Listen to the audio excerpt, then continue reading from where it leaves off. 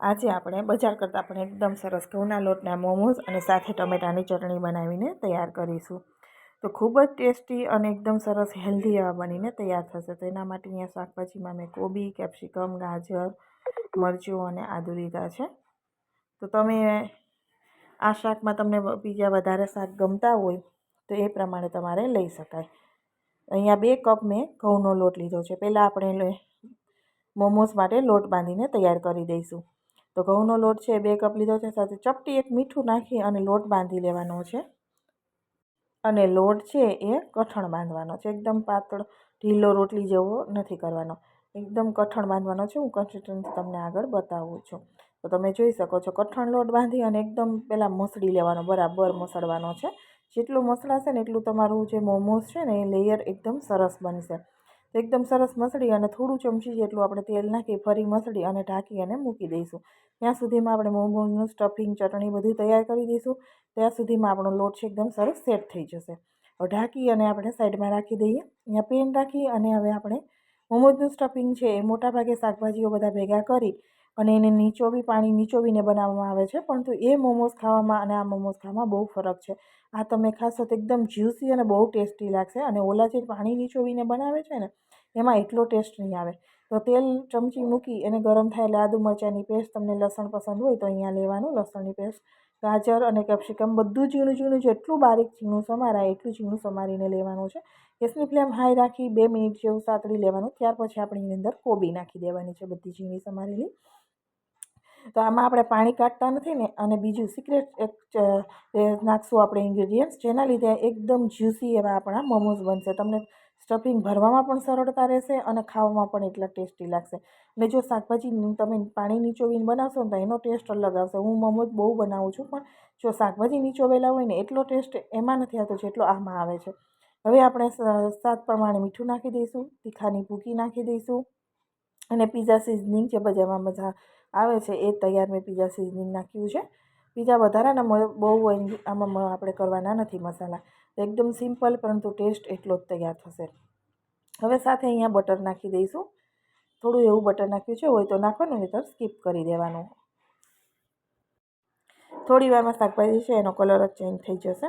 હવે શાકભાજી અત્યારે અહીંયા રાખી દઈશું કૂક થાય. ત્યાં સુધીમાં આપણે મોસ્ટ ઇમ્પોર્ટન્ટ 1 ચમચી જેટલો કોર્નફ્લાવર અને પાણી નાખી સ્લરી તૈયાર કરી દેવાની. અને આ સ્લરી નાખવાથી જે સ્ટફિંગ બને છે ને એ બહુ સરસ બને છે. તો મિક્સ કરી અને આપણે હવે એમાં સ્ટફિંગ નાખી દેવાનું છે.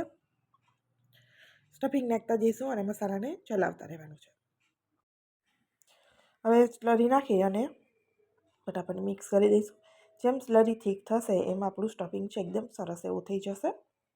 તો મોમોઝનું સ્ટફિંગ તમે આ રીતે એકવાર જરૂરથી ટ્રાય કરજો. બહુ સરસ એવા મોમોઝ બનશે.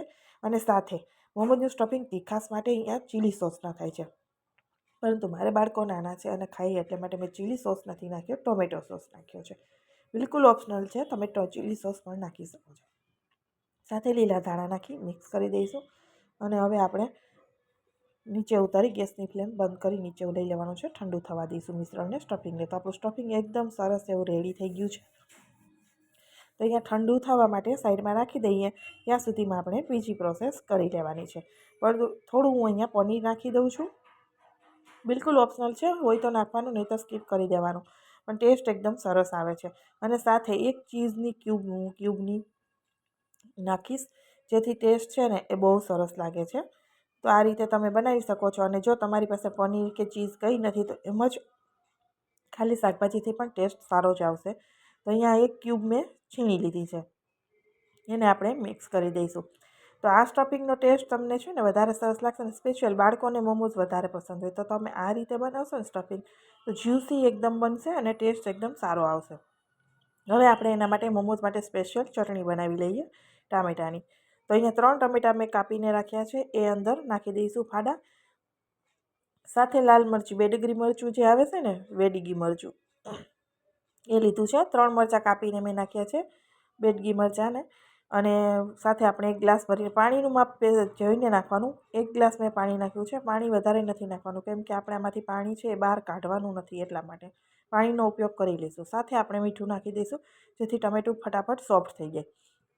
હવે લસણ પસંદ હોય તો 8 થી 10 કળીઓ લસણની પણ તમે અહીંયા નાખી શકો છો. મેં લસણનો ઉપયોગ નથી કર્યો. મોમોઝમાં લસણનો ઉપયોગ બહુ જ થાય છે, તો તમે સ્ટફિંગમાં પણ લસણની પેસ્ટ નાખી શકો છો અને અહીંયા પણ તમે લસણ નાખી શકો છો. હવે ટમેટા આપણા ઉકળે ત્યાં સુધીમાં મોસ્ટ ઇમ્પોર્ટન્ટ છે કે તમે કોઈ પણ પ્રકારની ટમેટાની ચટણી ભજીયા માટે પણ બનાવતા હોય તો 1 ચમચી કોર્નફ્લોરમાં પાણી નાખી સ્લરી નાખવાની, જેથી તમારી ચટણી બહુ સરસ બનશે. તો ટમેટાની ચટણી છે ને એકદમ થિકનેસ બજાર જેવી જ આપણી મોમોઝની ચટણી ઘરે બનીને તૈયાર થશે. હવે ગેસની ફ્લેમ મેં મીડિયમ ટુ હાઈ રાખી હતી અને ટમેટા એકદમ સરસ રીતે બોઇલ થઈ ગયા છે. તમે જોઈ શકો છો આવી રીતે બોઇલ થઈ જશે ને એની છાલ એ છૂટી થઈ જશે. હું હમણાં તમને કાઢીને પણ બતાવી દઈશ કે ટમેટામાંથી છાલ એની મેળે આ રીતે છૂટી થઈ જશે. છાલ આપણે કાઢી લેવાની છે બધી. આ રીતે બધા ટમેટાની છાલ છે એ આપણે કાઢી લઈશું અને એ ઇઝીલી રિમૂવ થઈ જશે.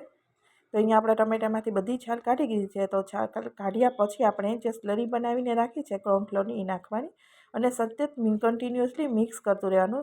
સ્લરી થોડી જ વારમાં ઘાટી થઈ જશે, થિકનેસ ઘાટી થઈ જાય એટલે આપણે નીચે લઈ લઈશું અને એને મિક્સી જારમાં પીસી લેવાની છે. તો આ રીતે તમે ટમેટાની ચટણી બનાવશો ને ચટણી બહુ સરસ બનશે, એકદમ સોસ જેવી ઘાટી અને લાલ ચટકદાર બનશે. હવે એને આપણે મિક્સીના જારમાં નાખી દઈશું. સાથે આપણે ટેસ્ટ માટે નાની 2 ચમચી ખાંડ નાખવાની છે. તો ખાંડ નાખવાથી ચટણીનો ટેસ્ટ એકદમ સરસ આવશે. અને આ ચટણી બહુ તીખી હોય છે, પરંતુ આપણે ઘરે બનાવતા હોય તો આપણા ઘરના અનુકૂળ હોય એટલી તીખી બનાવવાની. તો અહીંયા તમે જોઈ શકો છો એકદમ સરસ એવી પીસાઈને તૈયાર થઈ ગઈ છે. હવે આપણે તડકો નાખી દઈશું. તડકામાં મેં 1 ચમચી તેલ અને સાથે મેં છીણેલું આદું લીધું છે, પરંતુ તમારે અહીંયા લસણ છે એ કૂટી અથવા તો ઝીણું ઝીણું કાપી અને પછી લસણને ગોલ્ડન પિંક કલર થાય પછી એને તડકાને અહીંયા ચટણીમાં નાખવાનો છે. મેં અહીંયા આદું નાખ્યું છે, ચટણી લસણનો ઉપયોગ નથી કર્યો. સાથે 1 ચમચી આપણે મિક્સ હબ યાની કે પીઝાનો જે મસાલો મિક્સ હબ આવે છે એ નાખી દેવાનો છે અને મિક્સ કરી દેવાનું છે એકદમ સરસ રીતે. સાથે થોડા લીલા ધાણા નાખી દઈશું. તો એકદમ સરસ એવી આપણી ટમેટાની ચટણી બનીને તૈયાર થઈ ગઈ છે. એકવાર જરૂરથી આ રીતે ટ્રાય કરજો, બહુ સરસ એવી બને છે. તો એકદમ લાલ ચટાકેદાર આપણી ચટણી રેડી છે. હવે આપણે સમય ઘણોય થઈ ગયો છે અને લોટ આપણે રેસ્ટ ઉપર રાખ્યો. એને લોટને ફરી મસળી લઈશું અને આપણે મોમોઝ બનાવવાની તૈયારી કરીશું. તો 2 કપમાં મસાલો બધું જ પરફેક્ટ સફિશિયન્ટ બન્યું હતું. જરા પણ મસાલો વધ્યો નહોતો કે લોટ વધ્યો નહોતો. બહુ મસ્ત એવા આપણા મોમોઝ બન્યા હતા. તો મોમોઝ બનાવવા માટે એક પૂરી વણવાની નથી. આપણી પાસે એટલો સમય હોતો નથી. મોમોઝ નાના હોય છે તો વણવા માટે મોટી પૂરી વણી લેવાની. 1 પાટલાની રોટલી મોટી આપણે જે વણતા હોય એવી રોટલી જેટલી પાતળી જ વણવાની અને મોટી 1 પાટલાની વણી લેવાની. હું બતાવી દઉં છું તમને કે એકદમ પાતળી જે રીતે આપણે રોટલી એકદમ પાતળી હોય ને કાગળિયા જેવી એવી એટલી મોટી રોટલી બનાવવાની છે પણ અને પાતળી એટલે જ આપણે લોટ છે એકદમ કઠણ રાખ્યો હતો કે તમે ઇઝીલી વણી શકો મોટી. હવે કોઈ પણ ગ્લાસ કે બાઉલ નાનો જે સેટ કરી લેવાનો અને એને આ રીતે છાપી દેવાનો એટલે એકસાથે ઝાઝા મોમોઝ બનીને તૈયાર થાય. તો અહીંયા ગ્લાસ મેં વજન દઈ દીધું. આપણે ધારવાળો હોય એટલે ફટાફટ નીકળી જશે અને આપણા મોમોઝ તૈયાર થઈ જશે. હવે મોમોઝની ઉપર સ્ટફિંગ રાખી દઈશું. આ રીતે નાની પૂરીઓ છે એ લઈ લેવાની અને એની ઉપર થોડું એવું સ્ટફિંગ રાખી દેવાનું, ચમચીથી ઓછું એટલું માપનું કે તમને મોમોઝ છે એ ફોલ્ડ કરવામાં અનુકૂળતા રહે. હવે આગળનો ભાગ સહેજ દબાવી ફરી દબાવીને પાછળ ચીપટો લઈ લેવાનો, આગળ દબાવી પાછળ ચીપટો લઈ લેવાનો.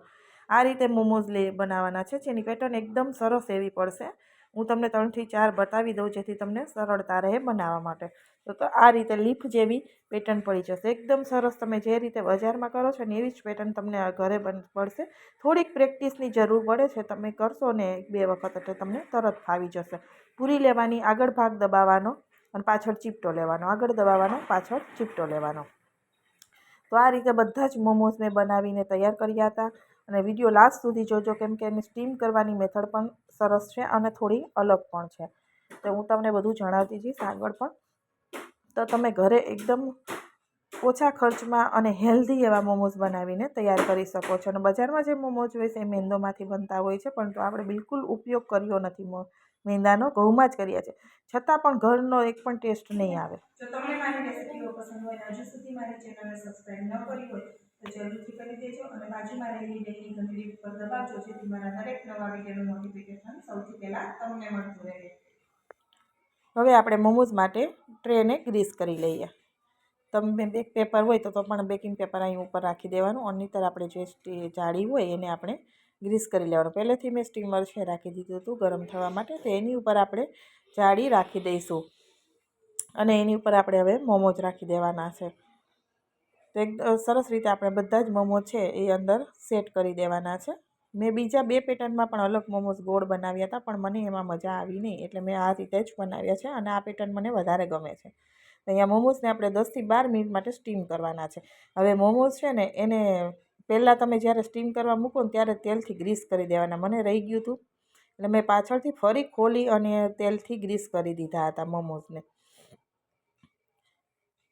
અને 5 મિનિટ જેવો સમય થઈ જાય પછી એની ઉપર તમે ખોલી અને લાસ્ટમાં ચીલી ફ્લેક્સ અને ધાણા નાખી ફરી 3થી 4 મિનિટ સ્ટીમ કરી લેવાના. તો મેં અહીંયા સ્ટીમ કરવા રાખી દીધા હતા તેલ લગાવીને, ફરી ખોલી અને ફરી અહીંયા ચીલી ફ્લેક્સ અને ધાણા નાખી ફરી 3થી 4 મિનિટ માટે સ્ટીમ કરવા માટે રાખી દીધા. ગેસની ફ્લેમ છે એ મીડિયમ ટુ હાઈ રાખવાની છે. તો આ રીતે કરવાથી લુક પણ મસ્ત આવે છે અને ટેસ્ટ પણ મસ્ત. અને જ્યારે તમે મોમોઝને સ્ટીમ કરવા માટે રાખો ત્યારે તેલ લગાવવાથી મોમોઝ એકદમ સોફ્ટ બને છે, બહુ જ સરસ. તો હવે આપણે 10થી 12 મિનિટ જેવો સમય ટોટલ થઈ ગયો છે મારે. તો ઢક્કણ હટાવી દઈશું અને મોમોઝનો કલર તમે જુઓ એકદમ સરસ એવા સ્ટીમ થાય ને બહુ સરસ એવો કલર આવી જશે અને ખાવામાં પણ એટલા જ ટેસ્ટી બનશે. તો તમે આ જ મેથડથી મોમોઝ બનાવશો ને તો તમને એમ જ થશે કે બજારના મોમોઝ કરતાં આપણા મોમોઝ ઘણા સારા અને સરસ બને છે. તો એકવાર આ રીતે જરૂરથી ટ્રાય કરજો. અને તમને મારા મોમોઝની રેસીપી કેવી લાગી એ કોમેન્ટ બોક્સમાં જરૂરથી જણાવજો. અને રેસીપી જો પસંદ આવે તો ચેનલને સબસ્ક્રાઈબ જરૂરથી કરી દેજો, વિડીયોને લાઇક અને શેર પણ કરી દેજો. હું તમને નજીકથી બતાવું છું, તમે જોઈ શકો છો જે મેંદાનું હોય ને એથી કેટલું ઘણું સારું આપણું આ ઘઉંનું મોમોઝ બનીને તૈયાર થયું છે. અને હું તોડીને પણ તમને બતાવી દઉં છું. અંદરથી એકદમ જ્યુસી અને આ રીતે સ્ટફિંગ કરશો ને તો તમને ભરવામાં પણ મજા આવશે. નહીંતર ખાલી શાકભાજી નીચોવીને કરીએ ને ત્યારે વિખરાઈ જાય છે અને ટેસ્ટ પણ આટલો સારો આવતો નથી. ફરી મળીશું નવા વિડીયો સાથે. Bye bye.